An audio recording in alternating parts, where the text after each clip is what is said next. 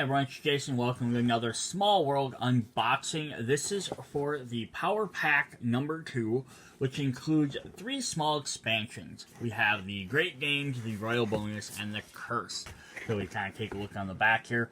We're going to have the Curse expansion, which is going to add, obviously, some bad or negative stuff, which is going to be Royal Bonus, little mini expansions, and the Great Games of the Small World. So this is going to add some 8 new races and 10 new powers total. Now, you could potentially buy each one of these expansions separately, or now they've gathered them all together in one box. There is also Power Pack 1, which does the same idea with 2 other little expansions. So just be careful if you're picking up expansions that you don't buy one of these small ones by itself because you see it really cheap. Then have to rebuy it for one of these. Awesome. So we're going to go ahead. What we're going to do is we're going to get we have a big rule sheet here, which shows off. They're going to show the different factions. You have a heart, a crown, and a voodoo doll. And then each one, and they have them separated by colors. And we'll kind of go through and show off all the different components and stuff for each one based on each expansion separately. But we just took this one sheet, which just has rules. There's no extra rules to the game. Just explains what it does. But when you buy this, all of the tokens are just going to come on these sheets mixed together. There's no way of differentiating which one belongs to which group. So there's that. So I'll pop all these out and then we'll go through that. The last thing we're also going to get is another token tray. To put all our tokens in at the end of the game, which is really nice because then it kind of matches the base game set and the other expansion. And at the end of the video, I will do a little quick update just showing how see how this fits in with the other expansion and the base game, and maybe fitting in one box, see if you can combine everything together. Alright, so I'm going to pause for a sec while I pop out tokens, and we'll be right back. Alright, we're back. So we got all the tile tokens shuffled into the trays. I've mentioned in other videos, I really like this. It's really great to added this. I also like the fact is that you can get your fingers in here so you can pull all these out. They didn't cram them in there so tight. Some other games, when they have tokens and have special trays, they're like, oh, you can fit exactly 24 tokens and that's how many you have. And then you're trying to like pry one out and then they fly everywhere. Now there are a couple here where it's like this where there's not enough in there because they can only make the 2 sizes. So they did fall over, but it's not that big of a deal. Most of them won't do that. And the couple that do, I could probably like swap maybe some of these around. But it's also interesting to see how the different sizes. Then we have, of course, spots for our big characters and for our powers and stuff. Then you have a slot here for extra coins, and then the rest of your tokens. Alright. So let's hop in and look at these guys. What do we got here? First, we're going to start with the Royal Bonus set, which are with the green crown on there. Now, again, they're not going to show anywhere on here. That's what they are. But we'll look at their thing. And then, just as a reminder, in case you haven't watched the first video or seen this in a while, what we have for information on here in the orange spot is we have how many of that race, how many different tokens you will get. The little symbol next to it is to show their faction or race. So if we have the fawns here, we will have a matching little flute, shows that. And then of course the back side of the tokens are the decline side, which have the little pillar. And then the abilities will have the other big orange circle. So like we had these two together, the behemoth fawns, you'd have 9 total. Alright, and then as you're looking at these abilities, you can obviously, first time, you have to look at the sheet. Then as you play them, you can kind of like suss out like what the idea of what they are. So it says, during troop redeployment, collect 1 new race token for each active region you conquered this turn. Your victims also get 1 new race token for each of their regions you conquered. So interesting. So if you conquered an area, you get an extra token, but then your opponents who you conquered also get 1. So normally when you conquer their area, they have to discard a token. They basically get 1 of those extra. Yeah, so it's pretty neat. So basically, you're conquering, but you're conquering almost through like peace. Oh, yeah, we're taking over, but they're not losing anything. But you're also multiplying. So interesting. And then there's the backside of there's nothing special on that one. We have the Igors. Again, you could argue whether these are actually a race or not. So the little lightning bolt symbol. Now this one says when you collect all race tokens, lost tribes, monsters from the underground set, and all player race tokens, including your own, on Lost in Conquest. At the beginning of your turn, you may exchange these for new Igor race tokens at a rate equal to the number of players in the game. If 4 players, 4 tokens collect 1 new race token. If you've collected enough tokens, you may get more than 1 race token. So that's kind of cool. So as you conquer different areas, so instead of them discarding it, you get to put it on your player card, your token. If you defeat lost tribes, if you defeat in-decline races, monsters from the underground set base game, and then slowly you can keep making more and more. So you don't start with a lot, but as you go through, you're going to conquer a lot more. Now, this dangerous race could become very powerful depending on what other abilities you have. If you have an ability that lets you start with a lot more things, or more tokens, like one has like a higher number versus a lower one. If you have one that only gives you 2 more, that might not be as helpful versus if you get one that gives you, 5 or 6 more. Because then the more you can have, the more you can conquest. And of course, they flip over, nothing happens. Okay. That's kind of funny. So it's at their title. It says Igor's, it's on the board like all the rest. Then if you flip them over, it goes overpowered and it shocks their letters. And he has a skeleton. I've never seen any that had a completely different back like that. Usually they're just a washed out color. That's kind of funny. And our last race for this expansion is Shrubmen. All forest regions occupied by Shrubmen become immune to opponents' conquest, racial, and special powers even when in decline.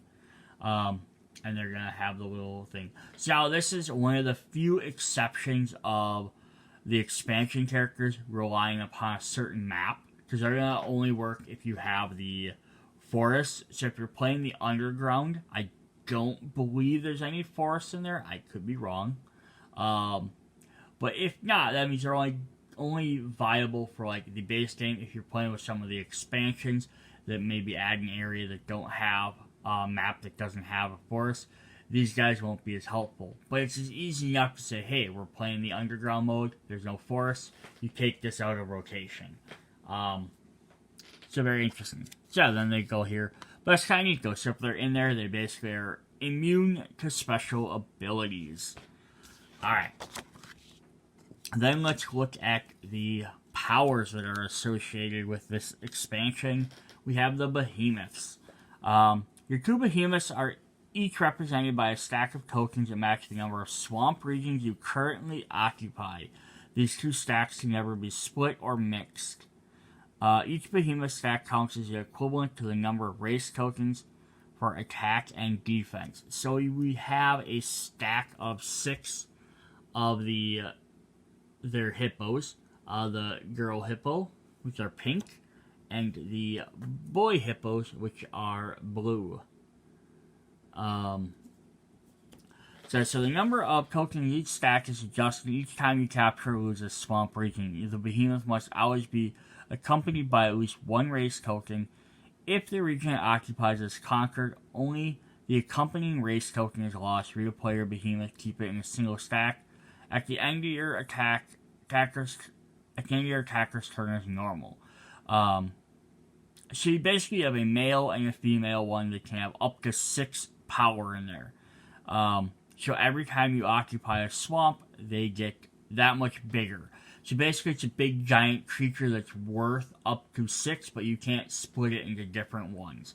So let's say if I had 3 swamps, I would have a stack of 3 of these. Now, as I move these around, they're always going to give me 3. So if I try and conquest something, I take my 3. With another one, I'm conquesting with 4.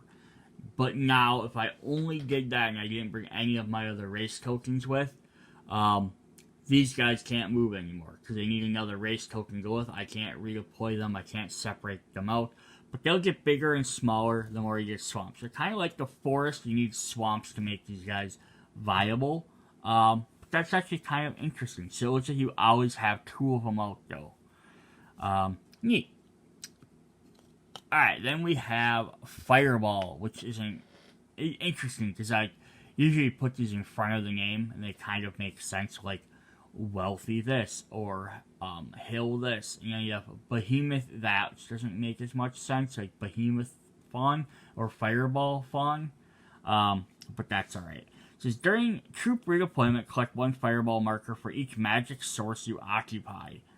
Fireballs count as 2 race tokens, but may only be used during attack on one of your following turns. They're discarded once used. Several fireballs may be used as conquer a single region.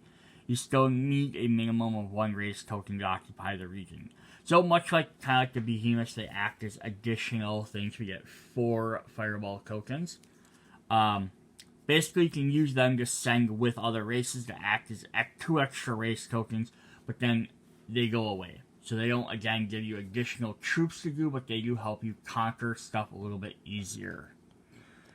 Alright, then our last power for this little expansion is the Aquatic. Collect 1 bonus victory coin for each coastal region you occupy. Each non-coastal region brings 1 less victory coin than usual. So basically, if you're next to the coast, you gain extra points. If you're away from it, you gain -1. It's a little double-edged sword there. Alright, so that was our Royal Bonus expansion. Let's look at the Great Danes, which is this pink one with the heart.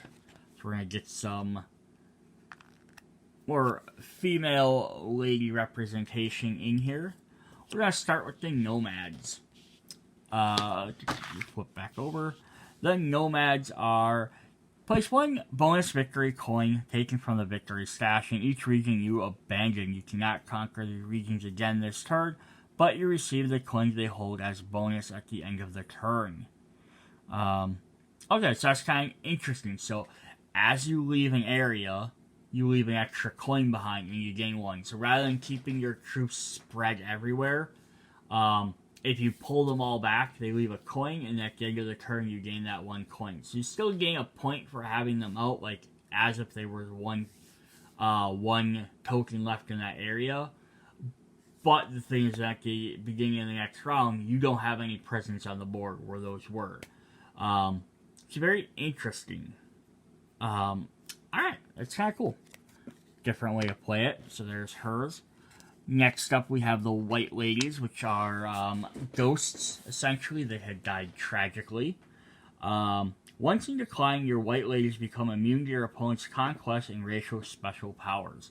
So, during the game, they do absolutely nothing. They have a little eye drop with the tears, so they're crying. They don't do anything during the actual game, but once they die, once you go into decline, they can't be affected by anything. So basically you spread them out, you conquer areas, and then they just kind of hang out there until you go into decline again. Interesting. I like some of them abilities where it's like, they either do one thing at the beginning, or they do one thing at the end, and then in the middle they kind of don't do anything. So they could somewhat be, I guess, maybe classified as like an easier to play for newer players, because they don't have to try and remember an ability every time. And then the last one we're going to get are the Priestesses. When they go into decline, take 1 priestess token from each occupied region and stack them to form a single ivory tower pile in one of the regions they occupy, abandoning all others. For each turn, score 1 bonus victory coin for each priestess token in the ivory tower, in lieu of your usual decline scoring. But beware, your ivory tower may still be conquered, like any other region with enough race tokens or a dragon. If your priestess were fortified, your ivory tower can be built upon a single fortress. So that's interesting. So again, it's a decline ability, but But then what happens is, instead of spreading them out everywhere, like kind of like the white ladies, you want to spread out because they can't be conquered. The nomads are kind of interesting again because they're going to be, you're going to spread them out so you can like then pick them all back up and reuse them. These guys, is once you're done, they form a big giant tile. So if you have 5 or 6 out, you can make a big 5 or 6 point tower. They'll score you that many points. It's harder for your opponents to take them out because instead of going like 1 decline area, 2 decline area, 3 decline area, and battling that way, they have to take out one massive thing. But if they take it out, then it wipes out all your stuff in one hit. It's very interesting. And then we'll flip that over, and it's just going to show 1 per your tower. Cool. That's interesting. Again, this could be very powerful the higher your numbers. You start with 4. Again, if you get like a 5 or a 6 added on, you know, you have even more. Definitely awesome. But if you have like 2, then not as helpful. Alright, then our powers for this one are Historian. The Historian says, collect 1 bonus victory coin for each race in decline at the time you select the Historians. So useless at the beginning of the game, better later on. While you're active, collect 1 bonus victory coin each time another race goes into decline. The final bonus coin when your own Historian is going to decline. So basically, as characters go into decline, you gain more points. Now, it says this was designed by Mike Haverty from the USA. I did not notice that some of these were designed by other people. So the Nomads were designed by Clay Blankenship from the USA. The Priestesses were from Jason Oman from Australia. The White Ladies were from, and I'm trying not to butcher this name, but it is Georg Christmann from Germany. And some of the guys go in the next expansion do stuff as well. Alright, so there's the Historians, and then we also have Peace Loving, who was designed by Blaise Hanzar. Hanzar from France. Interesting. So yeah, other people up to maybe Kickstarter groups or people like that. So you have Peace Loving. Collect 3 bonus victory coins at the end of each turn in which you have not attacked no active race. So you can still attack decline ones. You have no love for in-decline ghouls though, and may attack them without fortifying your Peace Loving bonus. Interesting. So yeah, you gain extra coins every time you do stuff. Now, I wish I had a +3 on there. That'd be kind of just a helpful reminder. But that's alright. Alright, so that is what we have for that expansion. And then we're going to look at the last one, which is Cursed. Which is going to add 2 new races, but a bunch of new powers. So our new races are the Kobolds. The Kobolds may never occupy or conquer a region with less than 2 Kobold tokens. So you may never conquer one, so you can't conquer a single spot. When going into decline, however, keep a single token in each region as normal. So eventually they will flip over. Interesting, yeah, so the opponents cannot conquer a single Kobold area, so they have to wait until you have a bunch of things beefed up. And they start with 11, so they get a lot, and have the little, again, they're kind of like the Pixies and the Ratmen. They gain more because they're smaller in stature, and they have the little thimble. So if we flip this over, it's going to show they lose that ability when they go into decline. Our other race are the Goblins, who have pinwheel hats for some reason, and just their outfits. Kind of make them less serious. The Kobolds, by the way, were also designed by Georg Christmann from Germany, who did the White Ladies as well. And the Goblins are designed by Gustav Ackerfeldt from Finland. And I probably messed up that last name. Says you may conquer any in-decline region at a cost of 1 less goblin than normal. A minimum of 1 goblin is still required. So they get to take out in-decline stuff a lot, or in-decline races a lot easier. That's basically how they are. Which is very interesting because you have this guy who then kind of also combats the fact is the Grand Games expansion we just looked at had a couple that gain bonuses from being in decline, and these guys can just be like, meh, I'm gonna take them over. Except again, they can't hurt the light ladies anyhow because they're immune to their powers. They still defeat them, they just can't defeat them easy. Alright, so then we have a bunch of new powers. Alright, so we're gonna start with marauding. Once your conquests are over, but before any final conquest attempts using the reinforcement dice, take your troops back to your hand, leaving at least one token per region, and go through another complete cycle of conquest. Then do your final conquest attempt, if any. So basically, you get 2 conquest phases. That's interesting. So you get it once, so you can put everything back, you can redeploy your guys and go again. This is designed by Daniel Zielinski from the USA. Alright, then we have the Hordes of Blank. So hordes of whatever you have. You may use your 2 hordes of tokens exactly as if they're additional active race tokens of your own race. They disappear when you go and get decline, however. So you're going to get 2 extra square tokens that are hordes, which should give you 2 extra additional tokens. Which is interesting. So you have 5 already, plus you get an additional 2, so it's basically 7. This is designed by Leaf Steel. Ooh, I don't. Oh, let's get a little bit closer on that. Styling Gold from Canada. So that's cool. Shout out to these guys designing these. Alright, then we have Were. We can make some Were Ratmen or Were Priestesses. Each night, even numbered turns, you may conquer all regions with 2 less races than normal. Minimum of 1 token is still required. Your power has no effect during the days or odd number tokens. Very simple, makes sense. So basically you get bonus every other turn. Philip Harding from Australia designed this one. Alright. Up next we have Ransacking.